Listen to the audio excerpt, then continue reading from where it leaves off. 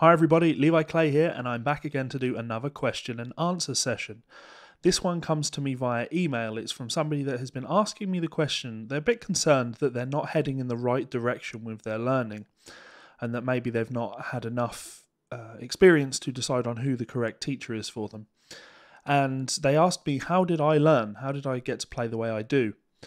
And it's such a complicated answer, and it would take me so long to write out my history of learning, I figured I'd just explain it in a video. And that way other people can see it as well.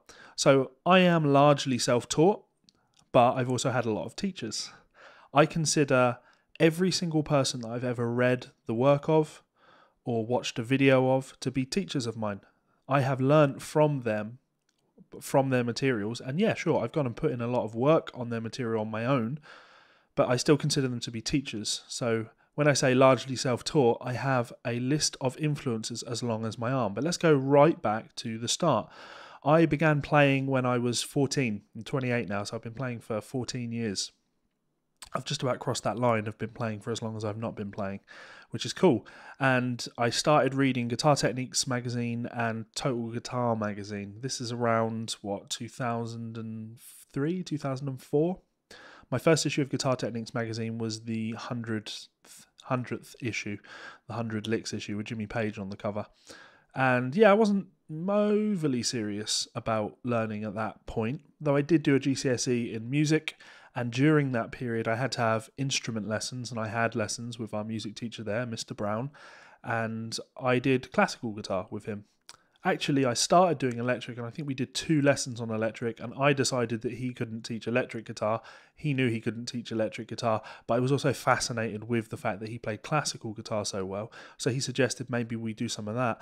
And yeah, I gave it a go, and I thoroughly enjoyed it. It was a very useful thing for me to study. It helped me start to understand and get to grips with reading on the instrument, which is something that's followed me throughout my life as a musician so far.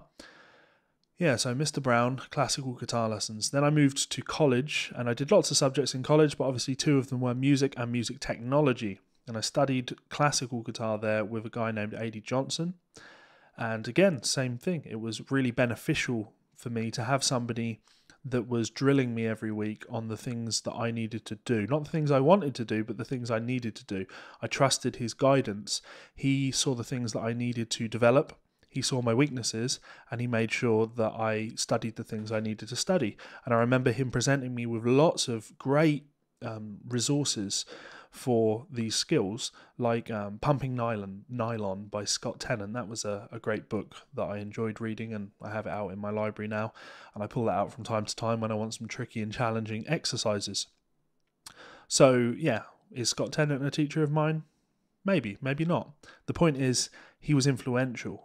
And everybody that I've ever read the books of has been influential. So when I look around me, I've got a little library over there, and it's got lots of stuff on it. There's George Van Epp stuff, and the Ted Green stuff, and there's Jimmy Weibel stuff. There is lots of material on there. Gary Campbell, I can see from here. There is the Bruce Saunders stuff. And this is just my library that I keep in my office. There's just a small selection of books that I enjoy reading and working from on a semi-regular basis. But I also have a library out there as well, and that has a lot more books in there, hundreds of books. And actually, I also have my entire collection of Guitar Techniques magazines out there as well. So I consider anybody that I've read a book of or was featured in magazines that I enjoyed the columns of, so guys like Sean Baxter or Guthrie Govan or Martin Goulding or Charlie Griffiths or Phil Capone, Max Milligan, Martin Taylor, the endless guys that were writing for magazines like this. Even guys like Steve Ellsworth, who wasn't massively influential in my playing. I still have to consider him an influence because I would read his columns even, and take on board what he was teaching. Same with Phil Hilborn and, endless guys in there that had that level of influence on me, and it would be ignorant of me to pretend that they weren't part of my development as a player. There's also instructional DVDs either side of me. I have 2 racks of DVDs, lots of content on those. Again, every single one of them hugely influential on me. I also went and did a degree in music performance at the ICMP, the Institute of Contemporary Music Performance, and during that time I was having instruction with Ian Scott, and Phil Capone and Max Milligan and all of the guys that teach down there. And that was obviously a big thing in shaping my playing and my fretboard knowledge. That was actually when I started to understand that there might be some benefits to the caged system. Before that, I'd completely written it off and decided it was rubbish. So guys like Dario Cortese pushing that down my throat was beneficial to me. It was very useful. And then I was also studying privately, having private instruction with Martin Goulding outside of my degree. And he is one of the most influential and most important teachers that I've had in my life. Not just in terms of my technique and things, which I've kind of let fall by the wayside a little bit, but in terms of his professional influence and the help that he's given me in my career.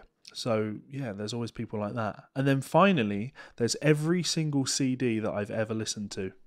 I'm a transcriber. You have to understand, I don't transcribe music for any reason other than I want to be better at music. I want to understand music better. So I transcribe music so I can learn it. The first thing I ever transcribed, if memory serves me correctly, maybe the second thing, was one of Martin Goulding's solos on a linear sphere track. And I transcribed it because I wanted to understand what the hell was going on.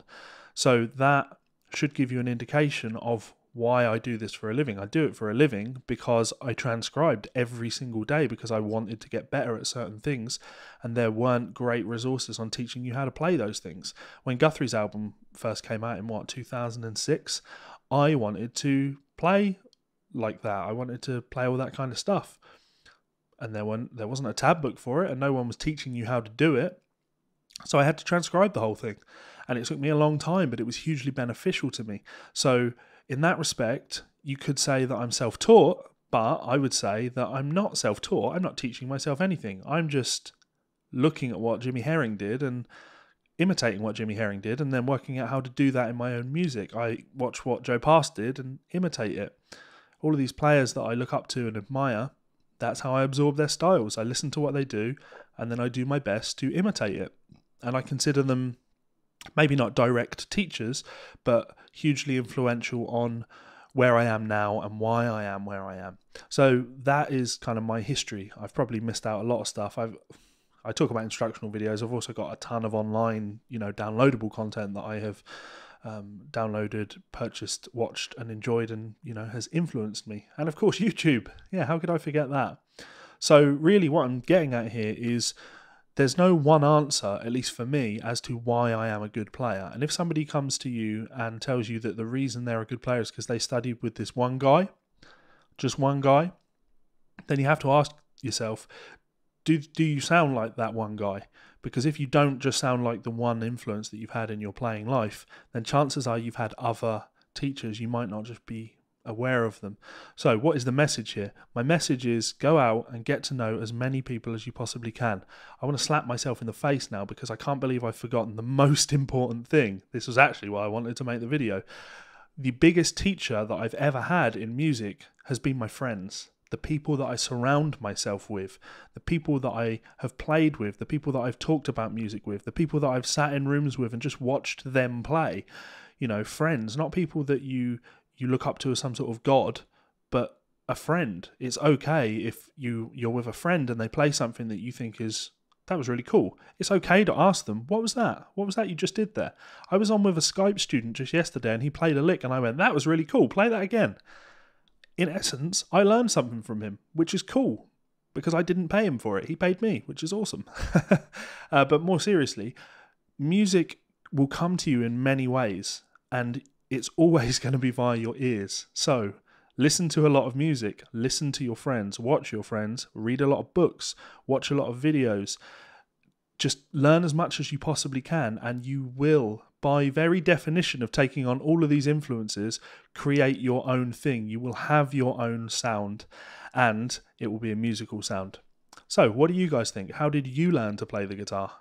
I'm very interested to hear, obviously, and you can hit me up in that comments section below.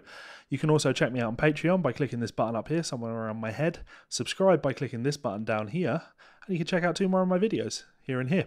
Thanks so much for all the support, guys. My pleasure to keep making videos. Videos that aren't so negative, of course. And I will see you for more videos soon. Peace out. Bye.